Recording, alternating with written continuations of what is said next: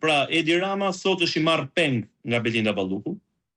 Edi Rama, përveç se ka emëruar të besuarit e Ballukut në pozicionet e vënda e lëna vakante, sigurisht ka plotësuar dhe tekat e saj për të shkarkuar rivalet e saj dhe për të plotësuar dhe tekat politike. Pra, shkarkimi i Elisas Spiropali tashmë është publik dhe dihet arsyeja. Arsyeja nuk është performanca e saj, për hir të vërtetës. Madje mund t'ju them tjetrën që ajo para 2 javësh ka qenë SBA dhe mund të jetë vetëm zyrtari i PS-s që ka patur takime në SBA dhe për këtë arsye me sa duket u hoq. Sepse ju keni parë dhe Edi Ramën që nuk e pret as roja ke porta e Departamentit Amerikan të Shtetit, nuk mundi dot ishte i vetmi përfaqësues në Bordën e Paqes që nuk pati një takim me asnjë zyrtar të Departamentit Amerikan të Shtetit, siç pati Vjosa Osmani apo lider të ndryshëm edhe të vendeve shumë të vogla, por Edi Rama sigurisht nuk mund të afrohet në Departament të Shtetit, kështu që thënë këto janë gjitha ato arsye që ju keni parë dje një reshuffle të atij kabineti që tashmë do të ketë zëvendës kryeministri Albana Koçiun, ministrin mbase më të dështuar të 34 vite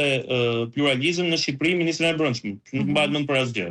Pra, rënja dhe degradimi i Partisë Socialiste apo i organizatës kriminale, siç quhet tashmë rëndom zhargonin popullor rilindja, se ajo nuk është më një forcë politike, por është një grup i strukturuar kriminal ku të gjithë anëtarët e saj janë sot me dosje në prokurorit posaçme për korrupsion, vjen për shkak të degradimit tërësisht politik kësaj force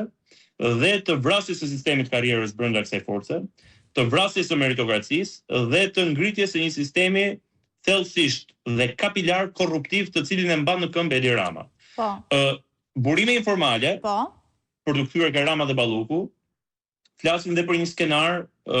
tjetër i cili është denoncuar prej javësh në media.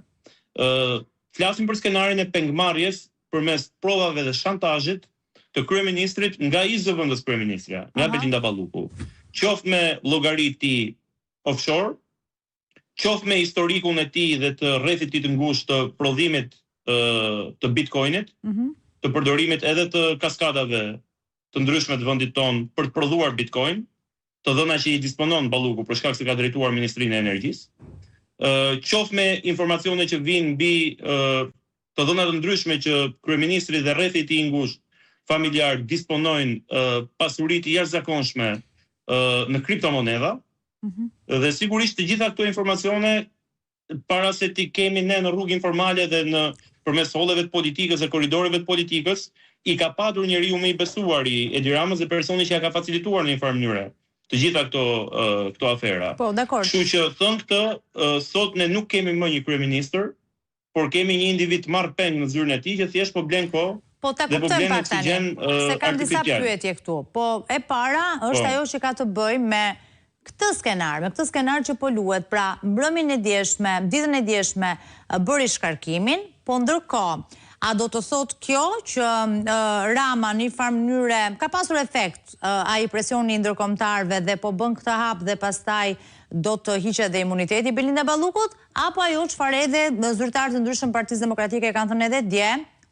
Ivi Kason po e dëgjoja me shumë vëmendje që thoshte jam i bindur që ata do shkojnë drejt mbrojtjes Belinda Ballukut për sa i përket imunitetin. A mund ta bëjnë këtë përballë këtij presioni ndërkombëtar? Besoj